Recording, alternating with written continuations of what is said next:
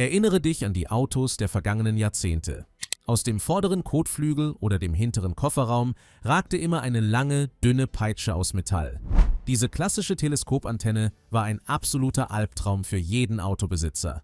Wenn du in eine automatische Waschstraße gefahren bist, musstest du aussteigen und dieses nasse, rostige Stück Metall mühsam abschrauben, damit die rotierenden Bürsten es nicht in Stücke rissen. Wenn du dein Auto nachts an einer dunklen Straße geparkt hast, war die Antenne das perfekte Opfer für Randalierer, die sie einfach zum Spaß abknickten. Heute ist diese eiserne Peitsche fast vollständig von unseren Straßen verschwunden. Wenn du dir das Dach eines modernen Fahrzeugs ansiehst, entdeckst du stattdessen eine kleine, fließende Struktur aus hartem Plastik. Sie sitzt ganz hinten auf dem Dach und sieht exakt aus wie die Rückenflosse eines Hais.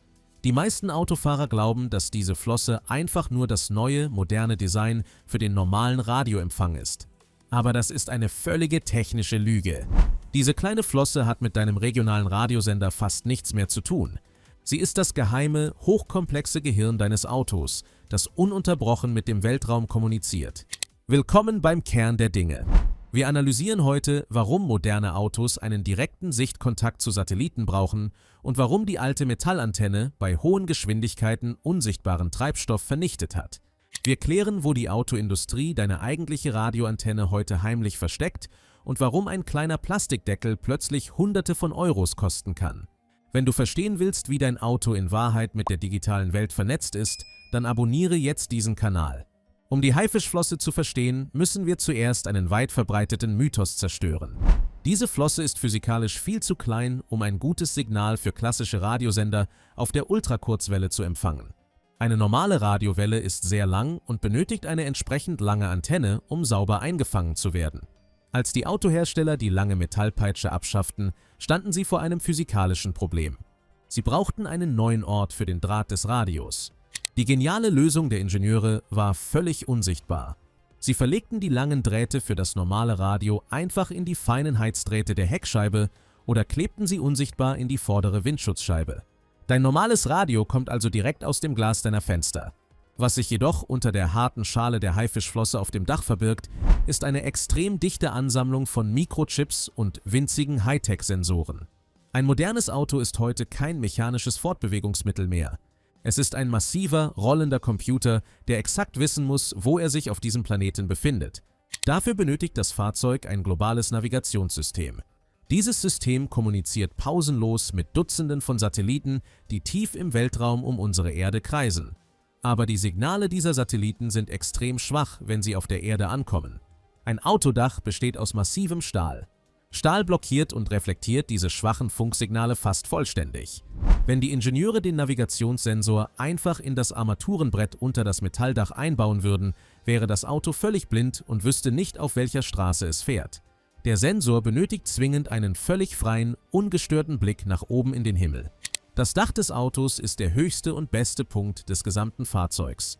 Die Haifischflosse ist also in erster Linie ein gepanzerter, wetterfester Aussichtsturm für den Navigationsempfänger.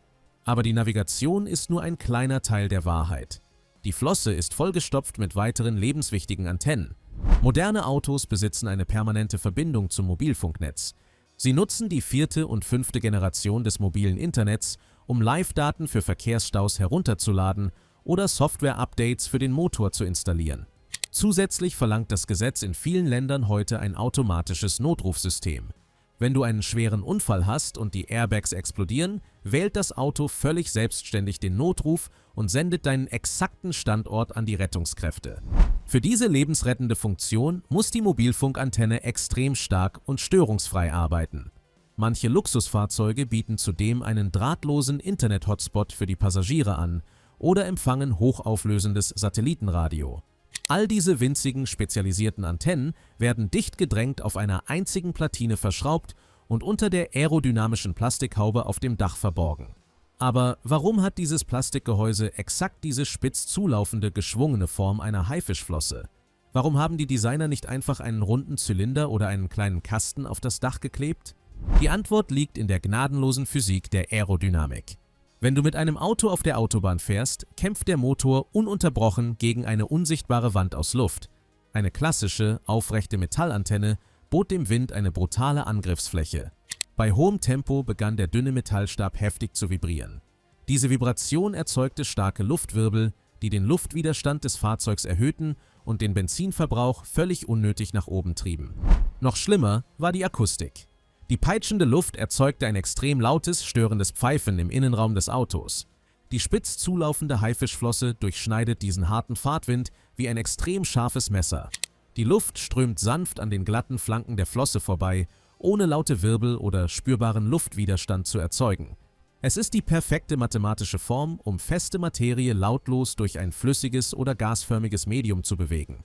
Genau aus diesem Grund hat die Evolution den Haien im Ozean vor Millionen von Jahren exakt dieselbe Form gegeben.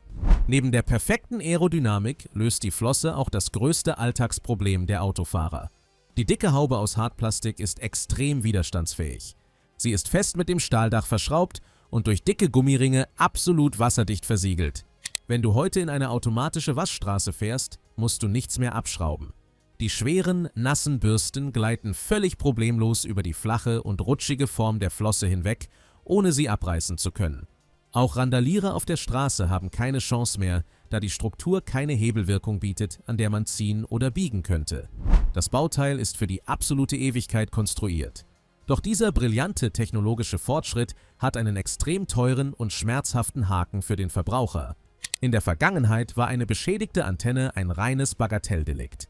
Wenn der Metallstab verbogen war, bist du in den nächsten Baumarkt gefahren, hast für wenige Euros einen neuen Stab gekauft und ihn einfach selbst in das Gewinde geschraubt.